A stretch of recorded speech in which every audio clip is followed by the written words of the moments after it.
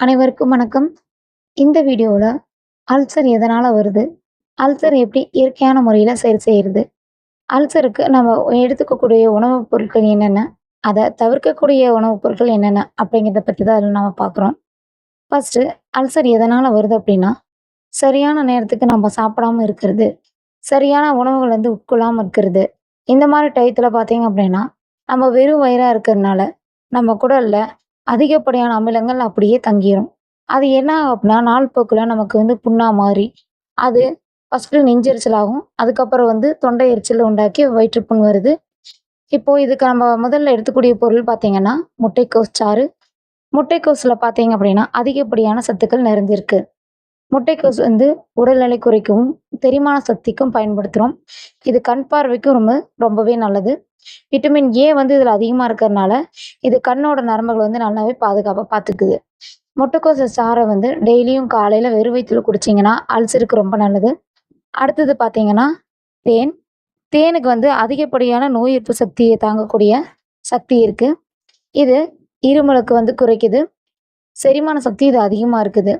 இத டெய்லியும் காலையில ஒரு டம்ளர்ல பால்ல கலந்து நீங்க குடிச்சீங்க அப்படின்னா, உங்களுக்கு இந்த அல்சர் குணமாயிரும். 2வது ஸ்டெப் பார்த்தீங்கன்னா, தேன நீங்க வெறும் வயிறு அதாவது அந்த தேனோட அடை இருக்கு இல்லையா? அது மட்டுமே எடுத்து சாப்பிட்டாலும் உங்களுக்கு இந்த அல்சர் குணமாயிரும். அடுத்த ஸ்டெப் பார்த்தீங்கன்னா, மஞ்சள். மஞ்சள் பார்த்தீங்க அப்படின்னா, அதிகப்படியா இருமலுக்கு பயன்படுத்துவாங்க. செரிமானத்துக்கு. காயம் படும்போது அதில பயன்படுத்துவாங்க. எடை குறைப்பு, முக அழகுன்னு இப்படி அதிகப்படியான சத்துக்கள் நமக்கு குடுக்குது. இப்ப இத எப்படி நம்ம அல்சருக்கு பயன்படுத்தணும் அப்படின்னா, டெய்லி ஒரு டம்ளர் பால்ல கொஞ்சமா ஒரு சிட்டிகை மஞ்சள் சேர்த்து நீங்க குடிச்சீங்க அப்படின்னா, அது அல்சர் குணமாக்கும். அல்சர் அதாவது உங்க அந்த புண்ணு எப்பலாம் உங்களுக்கு வலிக்குதோ, அப்புறம் எப்பலாம் அது உங்களுக்கு கஷ்டத்த குடுக்குற மாரி உங்களுக்கு தோணுதோ, அந்த டைம் இத ஒரு டம்ளர் பால்ல கலந்து குடிங்க. அடுத்து கற்றாழை. கற்றாழை பார்த்தீங்க அப்படின்னா, உங்களுக்கு முடிக்கும், சருமத்துக்கும் அதிகப்படியா பயன்படுத்த ஒரு பொருள். இது பாரம்பரியமாவே நம்ம அதிகப்படியா பயன்படுத்திட்டு வர்றோம். இத எப்படி நம்ம எடுத்துக்கணும் அப்படின்னா, டெய்லியும் காலையில வெறும் வயித்துல இதுல ஒரு கீத்து எடுத்தீங்கன்னா, அதாவது இத மேல் தோல மட்டும் முழுசா சீவிட்டு, இத அப்படியே போட்டு தண்ணீல லைட்டா கழுவிருங்க. டெய்லி ஒரு 3 பீஸ் சாப்பிடுங்க. டெய்லியும் காலையில வெறும் வயித்துல ஒரு 3 பீஸ் சாப்பிட்டீங்கன்னா, இது உங்களுக்கு அல்சர நல்லா குணப்படுத்தி தரும். அடுத்து நம்ம பார்க்க பொருள் பார்த்தீங்கன்னா, அதிமதுரம். அதிமதுரம் பார்த்தீங்கன்னா, தொண்டை வலி, செரிமானம், அதே மாதிரி தோல் இத நம்ம நல்லா பொலிவா வச்சிருக்கும் நம்மளுக்கு. இது சுவாச பாதையில இருக்கிற மூச்சு குழாயில அடைப்பு ஏற்பட்டாலும் இந்த அதிமதுரம் யூஸ் ஆகுது. இந்த அதிமதுரத்த அல்சருக்கு நம்ம எப்படி யூஸ் பண்ணணும் அப்படின்னா, இது நோய் எதிர்ப்பு சக்தி அதிகமா இருக்கிறனால, அதிகப்படியா இத பொடி மாரி பண்ணி வச்சுக்கோங்க. இத டெய்லியும் பால்ல கலந்து ஒரு சிட்டிகை போதும். ஒரு சிட்டிகைக்கு ஒரு 1/2 டம்ளருக்கு ஒரு சிட்டிகை கலந்து நீங்க டெய்லியும் வெறும் வயித்துல குடிச்சீங்க அப்படின்னா, கண்டிப்பா உங்களுக்கு இது யூஸ்ஃபுல்லா இருக்கும். அடுத்து பார்த்தீங்கன்னா, தயிர். தயிர்ல பார்த்தீங்கன்னா, அதிகப்படியான சத்துக்கள் நிறைஞ்சிருக்கு. தயிர நீங்க புளிக்காத தயிர் எடுத்துக்கணும். அப்படி புளிக்காத தயிர் டெய்லி காலையில எடுத்து சாப்பிடலாம். இல்ல அப்படின்னு மோர் மாரி நீங்க அடிச்சு கூட இத குடிக்கலாம். இதுல 2க்குமே பார்த்தீங்கன்னா, செரிமான சக்தியும், உடல் வெப்பத்த குறைக்கக்கூடிய சக்தியும் மோருக்கும், தயிருக்கும் அதிகமாவே இருக்கு. ஸோ இது அசிடிட்டி ரொம்பவே குறையும். மலச்சிக்கலுக்கு அதிகமா யூஸ் பண்றோம். மோர் நீங்க எப்படி எடுத்துக்கிறீங்க அப்படின்னா, அது கூட 2 வெங்காயம், இல்லைன்னா கொத்தமல்லி கலந்து டெய்லியும் மதியம் நீங்க குடிங்க.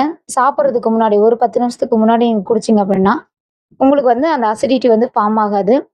2வது வெறும் மோர டெய்லியும் காலையில கொஞ்சமா வெந்தயத்துல கலந்து 1 மணி நேரம் ஊற வச்சுட்டு, அதுக்கப்புறம் குடிங்க.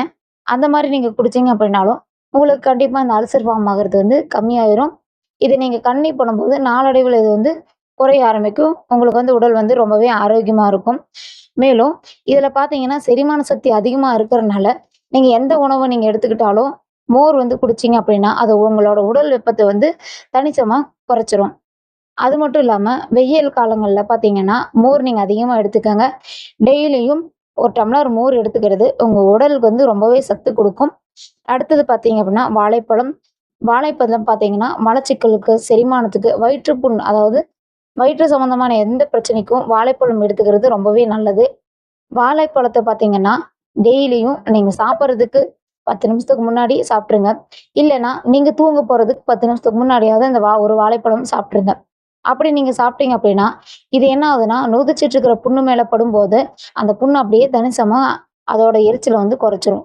ஸோ, நீங்க வந்து சாப்பிடுறதுக்கு முன்னாடியோ, இல்ல பின்னாடியோ வந்து இந்த பழத்த நீங்க எடுத்துக்கங்க. அடுத்தது பார்த்தீங்கன்னா, தவிர்க்கப்பட வேண்டிய உணவுகள்னு சொன்னோம் இல்லையா? அத பத்தி தான் பார்க்க போறோம். தவிர்க்கப்பட வேண்டிய உணவுகள் பார்த்தீங்கன்னா, டீ, காஃபி. டெய்லியும் காலையில வந்து அல்சர் இருக்கிறவங்க முக்கியமா, இந்த மாரி டீ, காஃபி வந்து வெறும் வயித்துல எடுத்துக்கவே கூடாது. அது எதனால அப்டின்னா, இது வந்து நெஞ்செரிச்சல வந்து அதிகமா ஏற்படுத்துது. அமிலத்தன்மை இருக்கும். சத்து வந்து இதனால குறைஞ்சிரும். நீரிழிப்பு ஏற்படும். ஹார்மோன் பிரச்சனை வந்து இதனால வரும். ஸோ டெய்லியும் காலையில வந்து டீ, காஃபி எடுத்துக்காதீங்க. அதே மாரி சிட்ரஸ் பழங்கள், அல்சர் அதிகமா இருக்கிறவங்க சிட்ரஸ் பழங்கள் வந்து எடுத்துக்கவே கூடாது. ஏன் அப்படின்னா, இது வந்து அமிலத்தன்மையோட தாக்குதல் அதிகமா இருக்கும். ஏன்னா, சிட்ரஸ் பழங்கள்ல இருக்கிற அமிலங்கள் பார்த்தீங்கன்னா, டைரக்ட்டா நம்ம எடுக்கும்போது, அது வயிற்று புண்ல பட்டு அதிகப்படியான எரிச்சல வந்து ஏற்படுத்துது. ஸோ, அதுக்காகவே வந்து நம்ம இந்த சிட்ரஸ் பழங்கள வந்து எடுத்துக்கக்கூடாது. எலுமிச்சை, தக்காளி, ஆரஞ்சு இந்த மாரி வந்து பழங்கள்ல அதிகப்படியான வந்து சிட்ரஸ் பழங்கள். இந்த மாரி பழங்கள்ல பார்த்தீங்கன்னா, அமிலத்தன்மை வந்து அதிகமாவே இருக்கும். ஸோ, அந்த மாரி எடுத்துக்கும்போது, அது வயிற்று புண்ல இருக்கிற அமிலத்தோட சுரபிய அதிகப்படுத்தி, நமக்கு இன்னும் வந்து எரிச்சல ஏற்படுத்துது. இதுக்கு நம்ம புண்ண வந்து நம்ம ஆத்தணும் அப்டின்னா, இத வந்து ஜூஸாவோ, இல்ல டைரக்ட்டா அப்படியே எடுத்து சாப்பிடாம இருக்கிறது வந்து ரொம்பவே நல்லது. இதுலயும் தக்காளி பார்த்தீங்கன்னா, உணவுல வந்து அதிகமா சேர்த்துக்குவாங்க. அல்சர் இருக்கிறவங்க தக்காளி ரசம், தக்காளி சம்மந்தமான உணவுகள் வந்து அதிகப்படியா எடுத்துக்காம, அத தவிர்க்கிறது ரொம்பவே நல்லது. அடுத்தது பார்த்தீங்கன்னா, காரம். காரம் உங்களுக்கே நல்லா தெரியும். நான் அல்சர் அதிகமா இருக்கிறவங்களுக்கு காரம் வந்து அதிகமா எடுத்துக்க மாட்டாங்க. ஏன் அப்டின்னா, அது வந்து வயிற்று புண்ணு வந்து புண்ணோட எரிச்சல வந்து அதிகப்படுத்தும். காரம் ஏற்கனவே அந்த ஒரு பொடி மாரி வச்சு சாப்பிடுறது. அதே மாரி அத பொடி பண்ணி வச்சு சாப்பிடும்போது என்ன ஆகுதுன்னா, டைரக்ட்டா போய் அது புண்ணு மேல படும்போது, அதோட எரிச்சல வந்து இன்னும் அதிகப்படுத்திரும். ஸோ, அத வந்து நம்ம வந்து முற்றிலுமா தவிர்த்துடணும். அதே மாரி மசாலா பொருட்கள். மசாலா பொருட்கள் பார்த்தீங்க அப்டின்னா, பொரிச்ச உணவுகள், மசாலா பொருட்கள் இதெல்லாம் நீங்க வந்து டைரக்ட்டா எடுத்துக்கும்போது, வயிற்று புண்ல பட்டு, அதோட நொதித்தல் தன்மைய வந்து இன்னும் அதிகப்படுத்துது. அதனால என்ன ஆகுதுன்னம்னா, நமக்கு வந்து உடம்புல வந்து எந்த சத்துமே இல்லாம இருக்கும்போது, அந்த அல்சரோட தாக்கம் வந்து அதிகமா இருக்கும். ஸோ மசாலா பொருட்களோ, எண்ணெயில பொரிச்ச பொருட்களோ வந்து அதிகமா எடுத்துக்காதீங்க.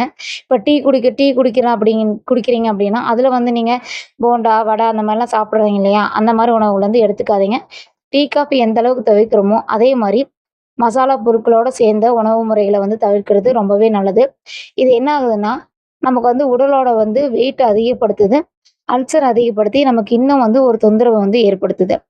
அடுத்தது பார்த்தீங்கன்னா, வெண்ணெய் பார்த்தீங்கன்னா, உங்களுக்கு ரொம்பவே நல்லது. டெய்லியும் காலையில இப்ப நீங்க ஒவ்வொரு ஸ்டெப்பா நம்ம சொன்னோம் இல்லையா? நீங்க அத ஃபாலோ பண்ணுங்க. அட்லீஸ்ட் அது முடியல. அத வந்து கன்டினியூஸா ஃபாலோ பண்ண முடியல அப்படிங்கிற பட்சத்தில, நீங்க இந்த வெண்ணெய் எடுத்துக்கலாம்.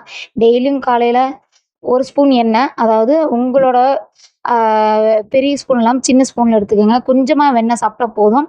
டெய்லியும் காலைல வெறும் வயித்துல இந்த வெண்ணெய் சாப்பிட்டீங்க அப்படின்னா, கண்டிப்பா அல்சர் வந்து முற்றிலுமா குணமாயிரும். அல்சர் இருக்கிறவங்க அதிகப்படியா தண்ணி குடிங்க. தண்ணி குடிக்காதனாலயும் நமக்கு உடம்புல இருக்க சத்துக்கள் வந்து குறைவா இருக்கும். ஆற்றல் வந்து நம்மளால வந்து சரியான எனர்ஜியோட இருக்க முடியாது. ஸோ தண்ணி வந்து அல்சர் இருக்கிறவங்களுக்கும், நார்மலா இருக்கிற மனுஷர்களுக்கும் அதிகப்படியான தேவைப்படக்கூடிய ஒரு பொருள். தண்ணி அதிகமா குடிக்கும்போது அல்சர் கண்டிப்பா வந்து குணமாயிரும். அடுத்தது பார்த்தீங்கன்னா, சரியான தூக்கமின்மை. நம்ம கரெக்ட்டான நேரத்தில வந்து தூங்காம இருந்தாலும், நமக்கு செரிமான பிரச்சனைகள், அல்சர் அப்படின்னு வயிற்றுப்புண்கள், அதிகப்படியான வயிற்று சம்மந்தமான கோளாறுகள் வந்து ஏற்படும். ஸோ அதெல்லாம் தவிர்க்கணும்னா, தூக்கம் முக்கியம். இந்த ஸ்டெப்ஸ ஃபாலோ பண்ணாவே கண்டிப்பா அல்சர் வரவே வராது. இத ட்ரை பண்ணிட்டு கமெண்ட் பாக்ஸ்ல கமெண்ட் பண்ணுங்க. நன்றி.